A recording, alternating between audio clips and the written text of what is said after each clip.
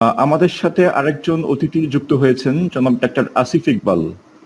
জনাব ডাক্তার আসিফ ইকবাল তানিম, আপনি কি আমাকে শুনতে পাচ্ছেন? জি সিফাত, আমি শুনতে পাচ্ছি। অসংখ্য ধন্যবাদ ভাইয়া, আপনাকে অনেক অনেক অভিনন্দন। আপনি আমাদের সাথে যুক্ত হয়েছেন সেই সুদূর যুক্তরাজ্য থেকে। আসলে আপনার যে একাডেমিক প্রোফাইল সেটা অনেকের কাছে খুব ঈর্ষণীয়। আপনি যতটুকু আমরা জানতে পেরেছি যে আপনি কুমিল্লা জিলা স্কুলের ছাত্র ছিলেন, তারপর কুমিল্লা ক্যাডেট কলেজের ছাত্র ছিলেন, তারপরে আপনি Sylhet MH Osmani medical college থেকে গ্রাজুয়েশন কমপ্লিট করেছেন। তারপরে আপনি প্রবাসে চলে যান, সেখানে আপনি এমআরসিজিপি কমপ্লিট করেছেন। বর্তমানে আপনি এনএইচএস অর্থাৎ ন্যাশনাল হেলথ সার্ভিস, সেখানে আপনি জেনারেল প্র্যাকটিশনার হিসেবে কর্মরত রয়েছেন। তো আপনাকে অনেক অনেক অভিনন্দন এবং আপনার প্রতি অনেক অনেক আমি আসলে ভাষায় প্রকাশ করতে পারবো না যে আমাদের, শুধু আমার না, আশা করছি দর্শকরাও আপনাকে এতদিন পর পেয়ে অনেক বেশি আনন্দিত। আসলে আপনার সাথে অনেক কথা, অনেক কোশ্চেন, অনেক স্মৃতি বিনিময় করার ইচ্ছে রয়েছে। তো আমি সর্বপ্রথম আসলে আপনার কাছে জানতে চাই, এতদিন পর আপনি আমাদের সাথে, আমাদের দেশের মানুষের সাথে যুক্ত হয়েছেন, এই মুহূর্তে আপনার অনুভূতি কি? ধন্যবাদ ডক্টর সিফাত। আম, আহ, আম- প্রথমে ধন্যবাদ দিয়ে নিচ্ছি সবাইকে, আমাদের যারা আমার বাংলাদেশে যারা স্বজন আছেন, আমার আত্মীয় স্বজন সবাইকে। আসসালামু আলাইকুম। প্রথমেই ধন্যবাদ জানাচ্ছি আজকের এই সুন্দর একটা আয়োজনের জন্য। বিশেষ করে আমাদের সিটিজি যে ডক্টর ফোরাম যেটা আছে, তাদেরকে ধন্যবাদ দিতে চাই সবার আগে। আর আরো ধন্যবাদ দিতে চাই আমাকে এই প্রোগ্রামে আমন্ত্রণ জানানোর জন্য। আমি আসলে যদিও দেশের বাইরে থাকি, পড়াশোনার জন্য বা সবার দোয়ায় হয়তো দেশের বাইরে চলে এসেছি, কিন্তু দেশকে আমি সবসময় খুব মিস করি। আমার দেশের আত্মীয় স্বজন সবাইকে আমি হৃদয়ে ধারণ করি। আর চিকিৎসক হিসেবে যে দেশের প্রতি, নিজের আত্মীয় স্বজনদের প্রতি একটা দায়বদ্ধতা আমার সবসময় ছিল, সেটা আছে এবং সেটা ভবিষ্যতেও থাকবে। আর এই মহামারীর সময় সেই দায়বদ্ধতা থেকে কিংবা ভালোবাসার জায়গাটা থেকে কিন্তু এমন কিছু একটা করার প্রয়োজনীয়তা অনেকদিন ধরেই অনুভব করছিলাম, এবং চিন্তা করছিলাম যে কেন আমরা এমন কিছু একটা করছি না। এর মধ্যে যখন সিটিজি ডক্টর ফোন থেকে আমাকে অ্যাপ্রোচ করা হলো, আমি এক মানে বলা যায় যে এক বাক্যেই রাজি হয়ে যাই আসলে। কারণ এর মাধ্যমে আসলে আমি সবার সাথে আহ, দেখাও করতে পারবো, প্লাস সবার জন্য আমি কিছু করতে পারবো, এটাই ছিল একটা ইচ্ছা। এবং আহ, আজকের এই অনুষ্ঠানে অংশগ্রহণ করতে পেরে আমি নিজেকে খুবই সৌভাগ্যবান মনে করছি। এবং মনে হচ্ছে যেন আমি আমার আত্মার খুব কাছাকাছি, আত্মার আত্মীয়দের খুব কাছাকাছি চলে এসেছি। And, খুবই খুবই ভালো লাগছে। আম, এবার আসছি আসলে অনুভূতির কথায়। আমরা কিন্তু আসলে একটা খুব সাংঘাতিক দুর্যোগপূর্ণ সময়ের মধ্য দিয়ে অতিক্রম করছি। আধুনিক পৃথিবীর ইতিহাসে হয়তো এমন দুর্যোগ আগে কখনো আসেনি, কিংবা এলেও খুব হাতে গোনা কয়েকটা দুর্যোগ এসেছে। গত এক বছরে চোখের নিমিষেই আমরা হারিয়ে ফেলেছি আমাদের অনেক কাছের মানুষকে, আমাদের অনেক আত্মীয় স্বজনকে, এবং আরো অনেককেই হয়তো হারাতে হবে। খুব দুঃখ ভারাক্রান্ত মনে বলছি, আহ, যদি আমরা খুব সতর্ক না হই। আম, বাংলাদেশের প্রেক্ষাপটে যদি আমি বলি, বা আমি যদি ব্রিটেন থেকে যদি বাংলাদেশের প্রেক্ষাপটে বলি, আমার কাছে মনে হয় যে ব্রিটেন থেকে বাংলাদেশের আসলে সতর্কতা বা আমরা যে স্বাস্থ্যবিধি মানাটা, সেটা হয়তো আমরা খুব একটা মানছি না। আর আমরা যারা দেশের বাইরে থাকি, তারা এমনিতেই সবসময় স্বাভাবিক সময় দেশের বাবা মা ভাই বোন সবাইকে ছেড়ে এসেছি, সবার জন্য আসলে খুব চিন্তিত থাকি যে কখন কি হয়ে যায়। তার উপর যখন এই মহামারীর সময় প্রতিদিন এই গ্রুপে যখন দেখি যে অমুক আত্মীয় মারা গেছেন, বা কেউ করোনা আক্রান্ত হয়ে হাসপাতালে খুব ক্রিটিক্যাল কন্ডিশনে আছেন, তখন মানে স্বাভাবিকভাবেই অনেক বেশি ভয় হয়, মানে আতঙ্কের মতো হয়ে যায়। আর এর মধ্যে যখন আরো দেখি যে আমাদের এই জিনিসগুলো শুধু আমাদের সামান্য অসাবধানতা কিংবা খামখেয়ালির কারণে, কিংবা আমাদের দেশে যে করোনা সংক্রমণের হার খুব বেশি তীব্রভাবে হয়ে যাচ্ছে, এগুলা আমরা একটু খেয়াল করলে হয়তো আমরা এটা প্রতিরোধ করতে পারবো, তখন আরো বেশি কষ্ট হয়। যখন দেখি হাসপাতালে একটা বিছানার জন্য আমাদের দেশে আমার আত্মীয় স্বজনরা ছোটাছুটি করছে, তখন আসলে মানে বোঝাতে পারবো না। আমি যদি দেখাতে পারতাম যে আমার কতটুকু কষ্ট হয়, তাহলে হয়তো বোঝানো যেত। অনেক ধন্যবাদ ভাইয়া। ঘটনাটা খুবই ভাইয়া দুঃসাধ্য। আমি আপনার কাছে আহ, আমি দুঃখিত, একটু ইন্টারফেয়ার হম হম। করছি। ভাইয়া আসলে আপনি তো যুক্তরাজ্যে রয়েছেন, তো সেখানকার সার্বিক পরিস্থিতি যদি একটু সংক্ষেপে আমাকে বলেন। আমরা যদি একটু ইনফরমেশনের দিকে তাকাই, একটু স্ট্যাটিস্টিক্স এর দিকে তাকাই, যতটুকু আমরা জানি যে যুক্তরাজ্যে এখন পর্যন্ত মৃত্যুবরণ করেছে 1,27,040 জন এবং মোট আক্রান্ত হয়েছে 43,65,461 জন। এই যে সংখ্যাটা, এই সংখ্যাটা কিন্তু অনেক বেশি। আমরা জানি যে যুক্তরাজ্য যে পৃথিবীর অনেক ঈর্ষণীয় দেশের সাথে আম, অনেক ঈর্ষণীয় দেশ, আমরা সব অনেকেই চাই যে ইউকেতে যাওয়ার জন্য। আসলে ইউকের স্বাস্থ্য ব্যবস্থা যেটা অনেক উন্নত, তারপরেও যে সংখ্যাটা অনেক বেশি, আসলে এর কারণটা কি? আপনি যদি ওভারঅল সেখানকার অবস্থা যদি একটু আমাদের জানান। জি, ধন্যবাদ ডক্টর সিফাত। অনেকেরই হয়তো জানা আছে যে ইউরোপের যে কয়েকটি দেশ খুব তীব্রভাবে আক্রান্ত হয়েছে, যুক্তরাজ্য হতে তার মাঝে সবার উপরের দিকে।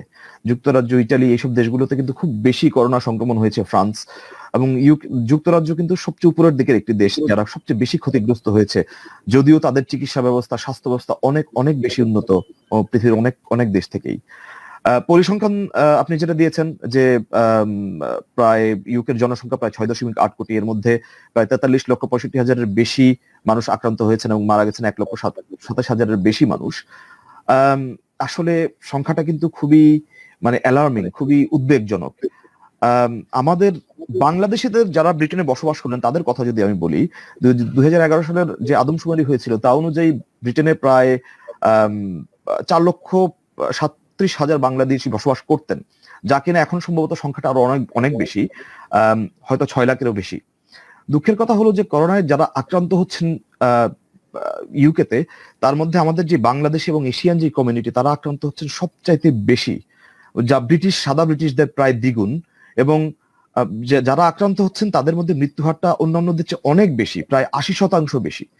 তো এই রেটগুলো যখন, এই তথ্যগুলো যখন আমরা দেখি, আপনি আমাদের সেখানকার বাংলাদেশিদের কথা বলছেন, আপনার কথা প্রসঙ্গে যদি আমি আরো জানতে চাই যে আসলে সেখানকার যে বাংলাদেশি, যারা বাংলাদেশ থেকে অনেক আশা ভরসা প্রত্যাশা নিয়ে যে আপনাদের সুদূর ইউকেতে পাড়ি জমিয়েছে, সেখানকার তাদের যে অবস্থাটা আপনি যদি আমাদের উদ্দেশ্যে একটু বলেন খুবই সংক্ষেপে। তো যেটা আমি বলছিলাম ডক্টর সিফাত, যে আসলে এই সংখ্যাটা অনেক বেশি। আমাদের কাছে এখন পর্যন্ত আসলে ন্যাশনাল স্ট্যাটিস্টিক্স এর যে সংখ্যাটা সেটা এসে পৌঁছায়নি, কিন্তু গতবার যখন ঢেউটা এসেছিল, প্রথম ঢেউয়ের মধ্যে প্রায় 3 মাসের মধ্যে কিন্তু প্রায় 500 বাংলাদেশি এবং পাকিস্তানি সাউথ এশিয়ান যে কমিউনিটি তারা কিন্তু অনেকেই মৃত্যুবরণ করেছেন। আমাদের এটার কারণ হিসেবে বিবিসির কয়েকদিন আগে একটা রিপোর্ট দেখাচ্ছিল, এটার মধ্যে তারা বলছিল যে আসলে এর কারণ হিসেবে আমাদের স্বাস্থ্যগত যে সমস্যা আছে, মহামারী সম্পর্কে আমাদের অজ্ঞানতা, সচেতনতার অভাব, কিংবা স্বাস্থ্যবিধি মেনে চলার ব্যাপারে যে হালকা একটু উদাসীনতা আছে, সেটাও কিন্তু এর মধ্যে অনেক বড় একটা কারণ। এবং আপনি যেটা বললেন যে আমাদের এখানকার ব্রিটেনের স্বাস্থ্য ব্যবস্থা কিন্তু অনেক উন্নত এবং সম্পূর্ণ ফ্রি, চিকিৎসা ব্যবস্থা কিন্তু সম্পূর্ণ ফ্রি, এখানে কোনো ডিসক্রিমিনেশন করা হয় না, সবার জন্যই হাসপাতালের বেড এবং বরাদ্দ, আইসিইউ বরাদ্দ। তারপরও মানে ওরা সবচেয়ে বেশি ওদের বাজেটের অংশটা ব্যয় করে হচ্ছিল স্বাস্থ্য খাতে, তারপরও কিন্তু এই মৃত্যুটা হচ্ছে। তার মানে আমি এই কথাটা বলে বোঝাতে চাচ্ছি যে করোনা যে ডিজিজটা, যে মহামারীটা যেটা এসেছে, এটা কতটুকু ভয়াবহ। আসলে কোনো চিকিৎসা ব্যবস্থা, কোনো চিকিৎসা দিয়েই লাভ হবে না যদি না আমরা একটু সতর্ক হই।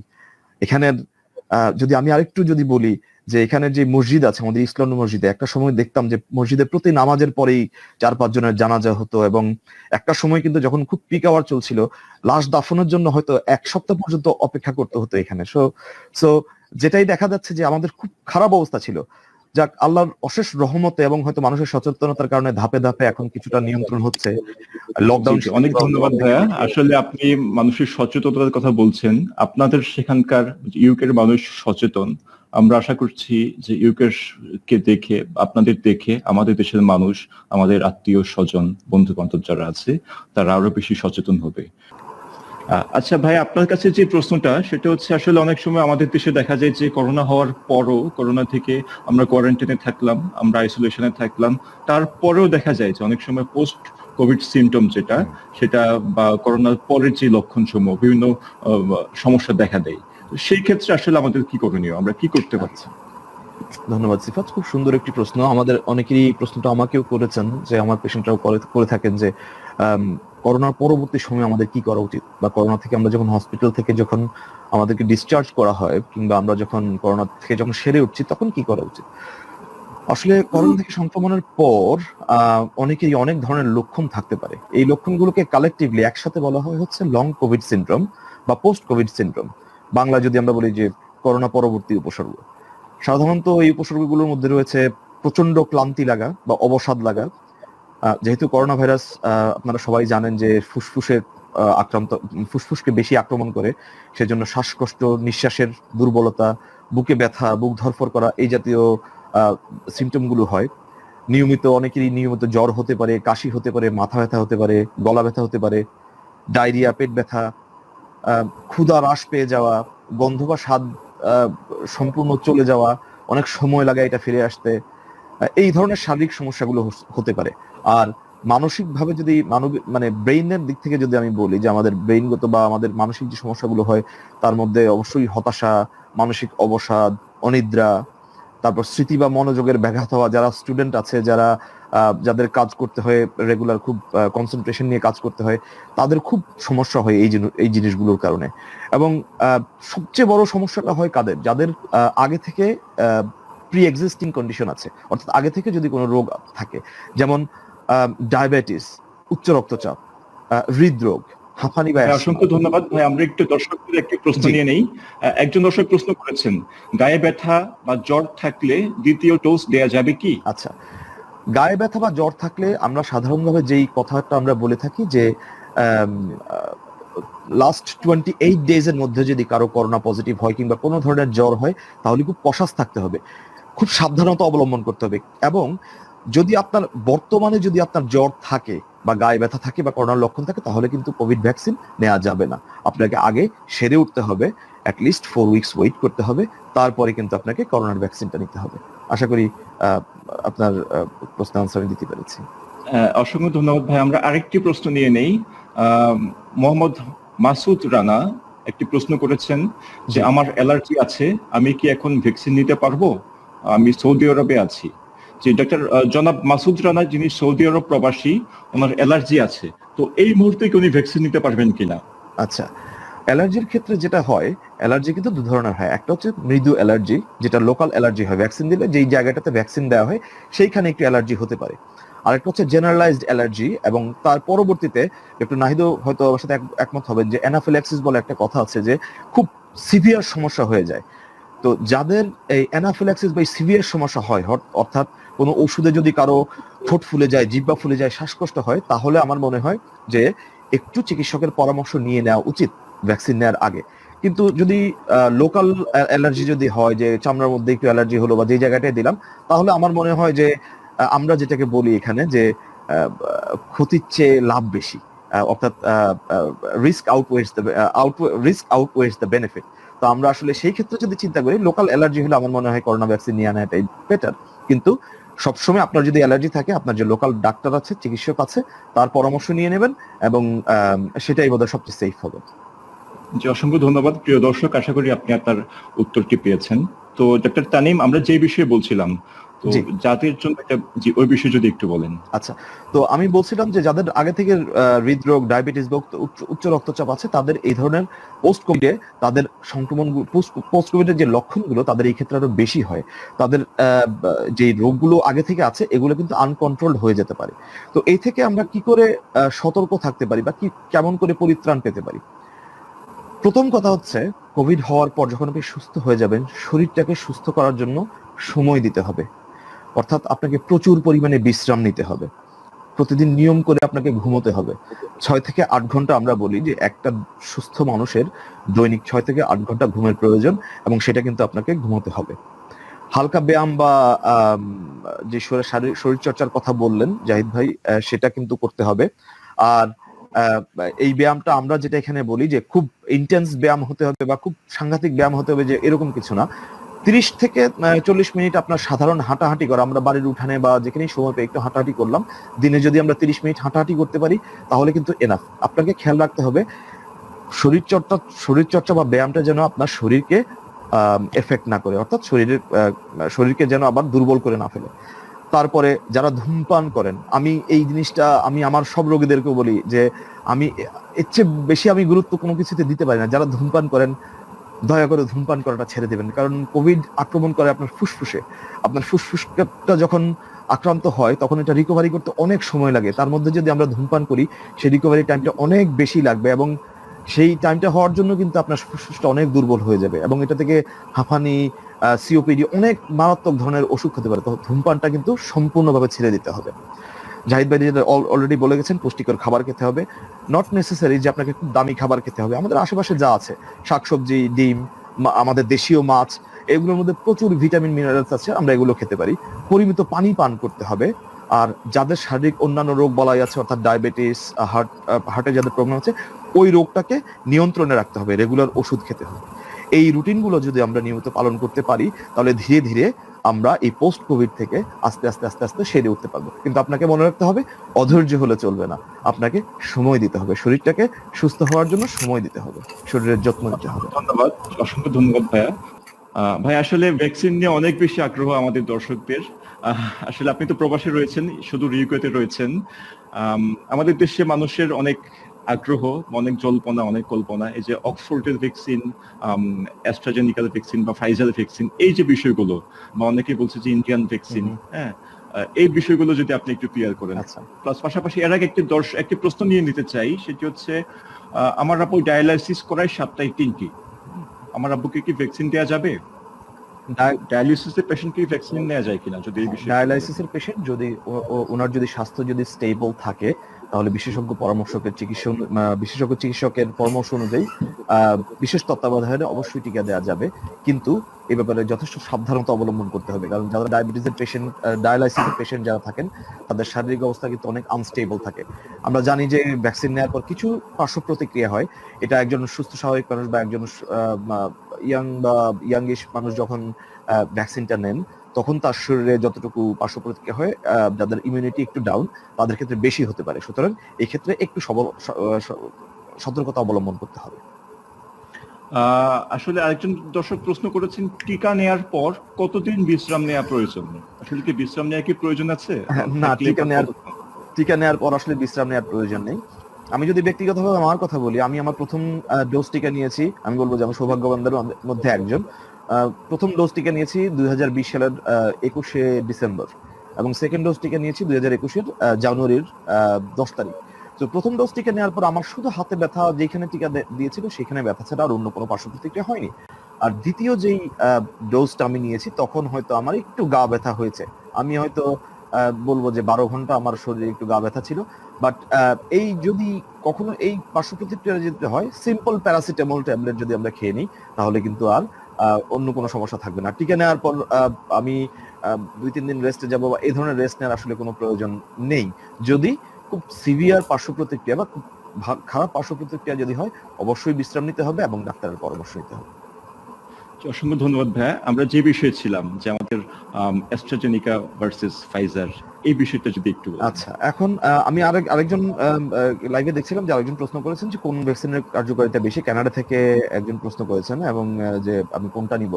তো আমি প্রথমেই বলি যে এখন পৃথিবীতে বেশ কয়েকটি ভ্যাকসিন চালু হয়েছে। WHO খুব ইমার্জেন্সি বেসিসে 60টি ভ্যাকসিনকে, বিভিন্ন পর্যায়ে 60টি ভ্যাকসিনকে ওরা লাইসেন্স দিয়েছে, ইমার্জেন্সি লাইসেন্স দিয়েছে, এবং এখন পর্যন্ত ভ্যাকসিন ডোজ দেওয়া হয়ে গেছে। তো প্রাথমিকভাবে WHO যেই টিকাগুলোকে জরুরি ভিত্তিতে বিভিন্ন দেশের গভর্নমেন্টের সাথে বা স্বাস্থ্য অথরিটির সাথে লিয়াজো করে যাদেরকে অনুমোদন দিয়েছেন, তার মধ্যে আছে ফাইজারের ভ্যাকসিন, যেটা প্রথম তৃতীয় ধাপে ওদের যেই রিসার্চ হয়েছিল, তাতে দেখা গেছে 95% কার্যকরী। অক্সফোর্ড অ্যাস্ট্রাজেনেকা যেটার ভ্যাকসিন আমরা যেটা পাই, আসলে ওদের এই ভ্যাকসিনটাই দুটো নামে আসছে, একটা হচ্ছে কোভিশিল্ড আর একটা হচ্ছে ভ্যাক্সাজেভেরিয়া। এই দুটো ভ্যাকসিন 76 থেকে 85% প্রাইমারি প্রিভেনশন করে। কিন্তু ওরা রিসেন্টলি বলছে, ওদের ওয়েবসাইটে আমি দেখলাম যে ওরা রিসেন্টলি বলছে এটা 100% সিভিয়ার সিমটম, অর্থাৎ 100% ডেথ প্রিভেনশন করবে যদি কারো পরবর্তীতে যদি হয়। সো এটা একটা অনেক বড় একটা স্টেটমেন্ট, এবং আমাদের দেশে কিন্তু কোভিশিল্ড দেওয়া হচ্ছে। সো এটা আমাদের জন্য খুব একটা আশার কথা। আর এছাড়াও মডার্না আছে, মডার্না 94.1% কার্যকর, আর জনসনের ভ্যাকসিন আছে 72 থেকে 90% কার্যকর। আর আরো দুটো ভ্যাকসিন আছে, স্পুটনিক যেটা রাশিয়ার, এবং সিনোভ্যাক যেটা চায়নার। সেটা সম্পর্কে আসলে আমাদের তেমন কোনো সোর্সের কোনো ডেটা আসলে পাইনি। এখন ভ্যাকসিনগুলোর সুরক্ষা কিন্তু গুণগত সুরক্ষা এবং গুণগত মান নিশ্চিত করার জন্য কিন্তু WHO বিভিন্ন দেশের জাতীয় কর্তৃপক্ষের সাথে নিবিড়ভাবে কাজ করে কিন্তু এটাকে সেফ করেছে। একটু আগে ডক্টর নাহিদ আপু যেটা বললেন, যে আসলে আমাদের দেশে অনেকেরই একটা ভুল ধারণা আছে যে আমাদের যে টিকা দেওয়া হচ্ছে এটা ইন্ডিয়ান টিকা, এটা কেমন হবে। এটা সম্পূর্ণই মিথ্যা কথা, এটা একটা গুজব। বা একটা জিনিস আমাদেরকে মনে রাখতে হবে, এই যে সেরাম ইনস্টিটিউট, ওরা কিন্তু টিকা উদ্ভাবন করছে না, অর্থাৎ তারা টিকা আবিষ্কার করছে না, তারা সিম্পলি টিকাটাকে ম্যানুফ্যাকচার করছে, অর্থাৎ উৎপাদন করছে। টিকাটা আবিষ্কার করেছে অক্সফোর্ড এবং অ্যাস্ট্রাজেনেকার বিজ্ঞানীরা, আর তাদেরকে দায়িত্বটা দিয়ে দেওয়া হয়েছে, যেহেতু সেরাম ইনস্টিটিউট 1966 সাল থেকে ইন্ডিয়ার পুনেতে প্রতিষ্ঠিত একটা ইনস্টিটিউট, এবং পুরো বিশ্বব্যাপী ওরা মানে সাপের বিষের ভেনম, অ্যান্টিভেনম থেকে শুরু করে বিসিজি, টিটেনাস, হাম, যত শিশুদের যত টিকা আছে তারাই উৎপাদন করছে এবং পুরো বিশ্বে ওরা সাপ্লাই দিচ্ছে। আমি বলবো যে this is one of the most reliable companies and most biggest companies in the whole world. তো এই কোভিশিল্ড ভ্যাকসিন নিয়ে গুজব বা এটা কেমন ভ্যাকসিন হবে এই নিয়ে কোনো সন্দেহের কোনো অবকাশ আমি দেখি না এখানে। আর আরেকটা গুজব এসেছিল যে যখন টিকা দেওয়া হয়, বিবিসির একটা রিপোর্টে যখন আমরা এখানে দেখলাম যে আমাদের এখানকার যে মুসলিম কমিউনিটি যারা আছেন তাদের মধ্যে প্রায় 50% ওরা বলছেন যে না আমরা টিকাটা নিব না, কারণ অনেকেই একটা গুজব ছড়িয়ে দিলেন কি এটার মধ্যে একটা হারাম কিছু একটা আছে, অনেকেই বললেন এইসব কথাবার্তা। তখন কিন্তু মুসলিম যে কাউন্সিল আছে ওরা কিন্তু জয়েন্ট একটা বিবৃতি দিয়েছে যে না, এর মধ্যে এই জাতীয় কোনো কিছুই নেই, টিকাটা সম্পূর্ণভাবেই ইসলামিক শরীয়ত মতে এটা কোনো সমস্যা নেই, টিকাটা নেই এবং টিকাটা নিতে হবে। এবং পরবর্তীতে কিন্তু আমাদের যারা ইমাম সাহেব আছেন তারা কিন্তু আমাদের এখানকার ইউকের যে মসজিদগুলো আছে এখানে কিন্তু আমাদেরকে বারবার করে এই টিকা নেওয়ার ব্যাপারে বলেছেন, এবং এখন কিন্তু দেখা যাচ্ছে যে সবাই টিকা নিচ্ছেন। এবং এটা আমি বলবো যে টিকাটা এত ইম্পর্টেন্ট যে এটা কিন্তু লাইফ সেভিং। যে আমরা নাহিদ আপু যেটা একটু আগে আমাদেরকে বলেছিলেন যে এই করোনা ভাইরাস কিন্তু সহসাই পৃথিবী থেকে চলে যাবে না, আমাদেরকে ডেঙ্গি বা অন্যান্য যে রোগগুলো আছে এদের মতো একে সাথে করে নিয়েই চলতে হবে, এবং সেজন্য কিন্তু আমাদের এই টিকাটা নেওয়াটা খুবই জরুরি। আমরা পৃথিবী থেকে অনেক ডিজিজ শুধু টিকা নিয়েই নির্মূল করে ফেলেছি, পোলিও, গুটি বসন্ত, এইসব রোগগুলো পৃথিবী থেকে এখন নির্মূল হয়ে গেছে। সো টিকার ব্যাপারটা কিন্তু খুবই ইম্পর্টেন্ট। আমাদের যাদেরই সুযোগ আছে, যাদেরই কোনো শারীরিক কোনো সমস্যা নেই, যারাই টিকা নেওয়ার জন্য এলিজেবল, তারা কিন্তু অবশ্যই টিকা নিতে হবে। অসংখ্য ধন্যবাদ ভাইয়া। আসলে আমরা আমাদের আজকের যে প্রোগ্রামটা, যে লাইভ প্রোগ্রামের প্রায় শেষ পর্যায়ে এসে উপনীত হয়েছি। আরো অনেক কথা ছিল আপনার সাথে, আরো অনেক অনুভূতি, অনেক অভিজ্ঞতা আপনার সাথে শেয়ার করতে পারলে আমাদের ভালো লাগতো, আমাদের দর্শকরা অনেক বেশি উপকৃত হতো।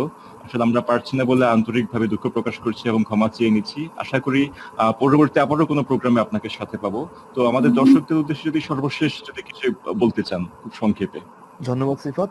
আজকের আমি আবারও বলবো যে আমি খুবই আনন্দিত যে আমি এমন একটা চমৎকার উদ্যোগের সাথে নিজেকে যুক্ত করতে পেরেছি, আমার স্বজনদের জন্য কিছু করতে পেরেছি, মন অনেক হালকা হয়েছে। আজকে আমার মনে হচ্ছে যে আমি কিছু করতে পারলাম, কিছু বলতে পারলাম।